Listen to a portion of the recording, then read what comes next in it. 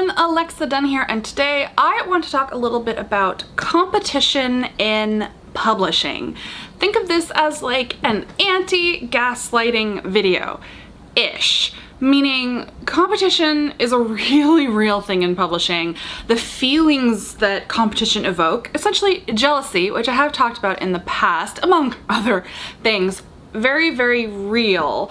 And I wanted to kind of affirm some of the facts, times and ways in which you might face very real competition in publishing. Though that said, I still firmly believe generally that a rising tide lifts all boats, and I do think it's important to remind yourself of that, especially in certain situations. But at the end of the day, this is a business. It is a competitive industry. There are limited spots, so to speak, and there are occasionally zero-sum games where because one person gets something, it does mean that a bunch of other people can't have the same thing. Especially something that I see happen a lot, and one reason I wanted to address this is it actually really fascinates me how one person can see a specific author or book as competition and have really complex, loaded feelings about that person and or book. And the person next to them, someone who's close to them, it could even be someone who writes in the same space, doesn't feel that way at all. And I actually think this is where some of the gaslighting can come in, and why, again, surround yourself with friends that you can vent to who are going to validate your feelings rather than kind of shut you down. Because it can be really frustrating when you say, oh, I'm just really disappointed by XYZ publishing thing. I really feel like that book is the reason or is a factor in why XYZ didn't happen for me, or so on and so forth. And some people will say, no, that's not true. That never happens. A rising tide lifts all boats. Again, I still try to stick with a rising tide lifts all boats as much as possible. I try to be positively minded. However, it's really frustrating because sometimes it is simply true. So what are some of the ways in which you might face competition? Just like spitballing examples. There can only be one sometimes is legitimately true. Just in the sense that from a literal business perspective, it doesn't make sense for, let's say, an imprint at a publisher, sometimes publisher-wide, and every once in a blue moon, there's a unicorn situation where one book is so huge it really does obliterate all others, like something that's such a mega hit. It doesn't make sense to compete with yourself. And so you very often do run into the case where an imprint already has a book like that for the season or the year, or some, like it varies publisher to publisher. Like some of them, if they have a book on their list that does X, they probably won't acquire anything too spiritually similar to it for up to a couple of years, so many publishing seasons. So there's less in-house competition and they can better strengthen the odds of that singular title. Not everything is victim to a there can only be one mentality, but it's by degrees. So for example, it could mean there's not going to only be one fantasy book, there's not going to only be one thriller book, but there might only be one boarding school thriller at a given imprint at a given time. Or if there are more than one of those, they kind of tonally and contextually have to be pretty different from each other. Apply that to whatever fits. And so it can literally be true that you can run out of places to be published if you have written a certain kind of book. So much of publishing and the competition of publishing is the luck and timing factor. Did someone just literally get there first? There are certain high concept ideas that it just takes one person to get there first, and as I said, every once in a blue moon it might permanently, or not permanently, but for a very long time obliterate the field. In other cases, it's just like a temporary blackout. Sometimes you see it, sometimes you don't. There was a very splashy big book years and years ago, and I heard from friends they got multiple rejections on kind of books that were in a similar wheelhouse saying, oh, because big name author is doing X, we're not gonna touch this. Other publishers decided, oh, that's gonna be so big, we're not even gonna bother to go up against it. So this is really two things. It's the there can only be one, like if they already have a historical romance for their imprint for the year, they're probably not gonna buy another one unless they're historical romance imprint. And someone can literally just get to a premise first. The next way in which authors definitely face competition in publishing that I don't think is talked about quite as much, I mean, quietly in our author circles, we all have those people on our list where, due to genre or category, authors can end up having very similar brands. And so you end up competing with each other and other authors because it's like, well, how do you distinguish yourself? How do you stand out from the crowd? Now, blending in can work in your favor too. This is super beneficial in genres where readers are voracious and read-alikes really help. So it's like, if you like this, then you'll like this. I mean, that's the rising tide again. But at the same time, it can still be very frustrating, very real competition to feel like you are always chasing another person or they feel like they're always chasing you. As much as you can complement each other, you are regardless competition. And when push can come to shove, when it comes to like sales figures, long-term success, booking spots at festivals, so on and so on and so on, you will literally directly compete with each other, especially within a genre space. And it can be a real crapshoot, like who breaks out in terms of that kind of noise of a lot of similar brandings and read-alike books. It can be arbitrary, it can feel unfair, just the way it is. Now, the next place where the competition is really real is competition within your house or your imprint. But it depends on how things work at your publisher. But let's say within your house, assuming a house shares its resources, if not imprint. And that is literally, there are only so many resources to go around at a publisher.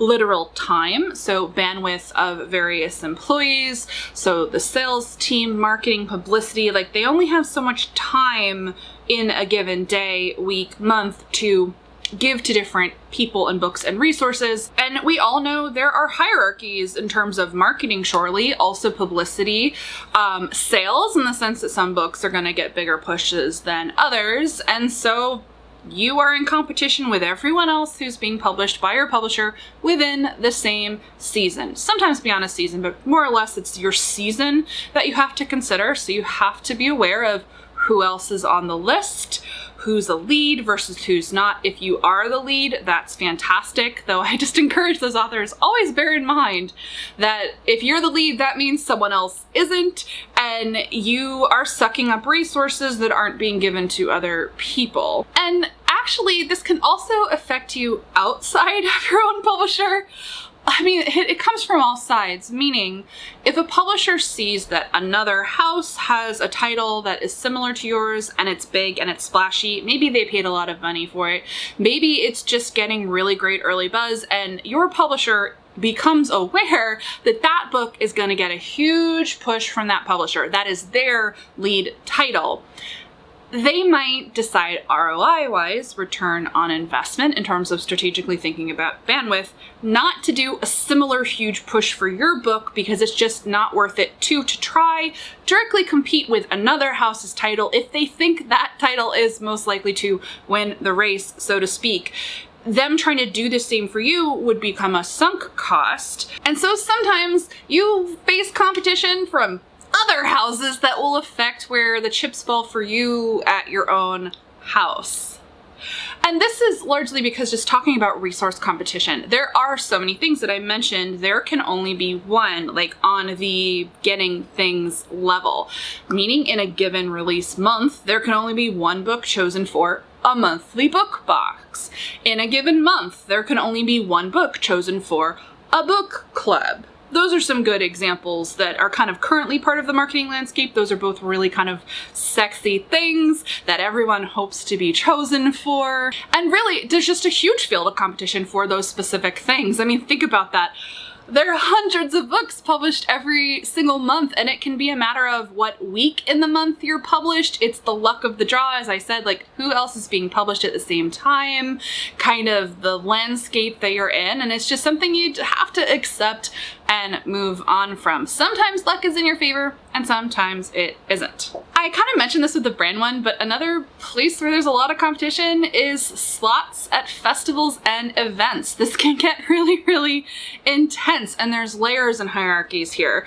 So in cases where publishers pitch their authors, their repertoire of authors, to events for spots at a festival, you face the in-house competition of it's up to the publicity department to decide who they're going to put forth on their priority list for XYZ festival. So they make those decisions in-house, and it can be a matter of you're just not on the priority A list, maybe you're on the B list or the C list. I don't know if they do their list that way, I'm making that up, but there's always going to be kind of like levels of authors that publishers are going to pitch to events. So you have that competition in-house, and then you have the competition with the festival. A festival is always going to try to put together a lineup that has a lot of different kinds of authors. Unless it's a themed festival, they don't want to have a festival where all the authors write the same kinds of books. They want to be able to have a lot of different panels with not a ton of overlap. And so you've got additional competition from, okay, so you're on the sub list for your publisher, but they already have 5 YA romance authors, and there's just not room for more. Fill in whatever example you want. And so this is general competition, but sometimes you'll find you're in literal direct competition with your friends. That is when it gets awkward and kind of weird. And actually, what can also factor into this is, so the publishers, in cases where they're submitting to festivals, so they submit their priority list, right? Well, if you happen to be with a publisher where they are submitting fewer authors, you have a higher chance of getting in than a friend who's at a publisher who they just didn't make the cut for the priority list, and it can lead to all sorts of things. So I guess my advice there is, I've been on both sides of this. Like, if you get the opportunity, be gracious and don't gloat, and if you don't, smile and be happy for your friends who do. I mean, privately vent that you're upset that you didn't get into an event, mind you, but like, be happy for the friends you have who did. But I just like, the whole point of this video, I just want to say like that feeling of like competition and all the things it evokes is super, super real. It's fraught, stirs up a ton of emotions. And just on the subject of you will literally end up competing with your friends, let's move away from like the competition on the side of, well, you get a book deal and you're being published. It's all the other areas of publishing too. Like, the competition is really real and it can psych you out. You are going to compete with your friends for mentorships and contests. You are going to compete with your friends when you go into the query trenches.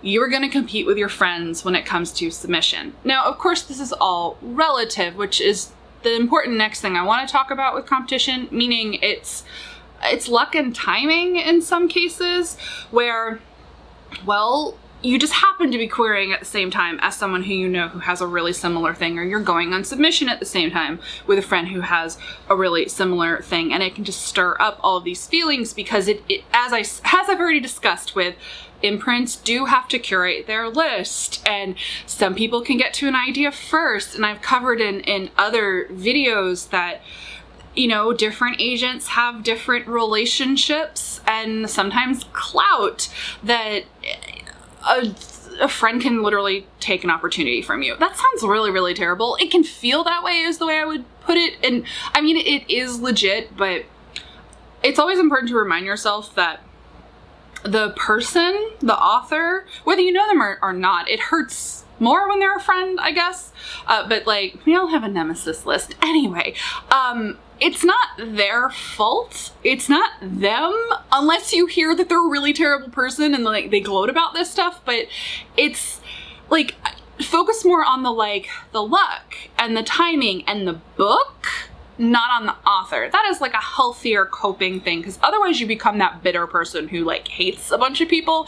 That is not productive. And so competition is relative. So it can be the timing aspect. So if you sold a book 2 years ago, someone who's trying to sell a book 3 years on isn't really your competition. Usually, if you've already got your footing into the industry and you are somewhat established, meaning that's why it's way easier for someone who already has their footing to reach a hand down to lift others up. It's part of what mentorship is predicated on. It is the rising tide lifts all boats. It's easier to lift other boats on behind you when you feel secure in where you are in your career. So that's not always a given. Someone can already have their foot in the door and be slightly more established, but they might have all sorts of threats to their career that other people may or may not know about, and they might not be in the best position to be gracious about helping other people because they are facing direct competition from people coming up behind them. So competition is relative. So to this end, you're more likely to face competition and or see the competition in your peer group, often related to like the similar timing, but it could also be your peer group within a genre. Though where this does, again, get nuanced for me is I think it's because I sit in a position of writing thrillers, and I felt this way in sci-fi as well. There was competition in sci-fi, and there is competition in thrillers, and you can apply this to most genres. It is true that at a certain point, imprints will fill up their spots for a given point of time for certain types of stories, but I am someone who has experience and does feel, because those are genres where it's a spread the love kind of thing. Romance is like this too. I think fantasy is like this. I think YA is like this, where if someone likes one book, they're gonna pick up another one. So I think that's why I always come back to the positivity, and this is not to Pollyanna sugarcoat. I get so many feelings about competition, which is why I'm making this. This is basically my way of telling you, like, I feel all these feelings too. But then I try to come back to, well, I talked about the relativity, that you are more likely to feel competition with your peer group. And so to that end, sometimes it can be the least productive thing to try to express those feelings to someone who just isn't in the same position, because they're not going to see the big deal. They're not going to see what you see or feel what you feel. But the other thing that I just find really interesting about this is it's also a long game. You're never one book. You're never one period of time. And publishing, things can change both rapidly and slowly. It's this what is time in publishing? But you can face competition from a person or a title in one instance in time. You can have a difficult time with one book. It's feeling like a book got buried, or you couldn't even sell a book because bad, timing, marketing, etc. But you could be in a completely different place in a year, in 2 years. And just because someone is on the up at one point in time, and that is someone who you see as competition and you see as someone who is getting the things, it doesn't mean that a year from now, 2 years from now, that you might get some of the things.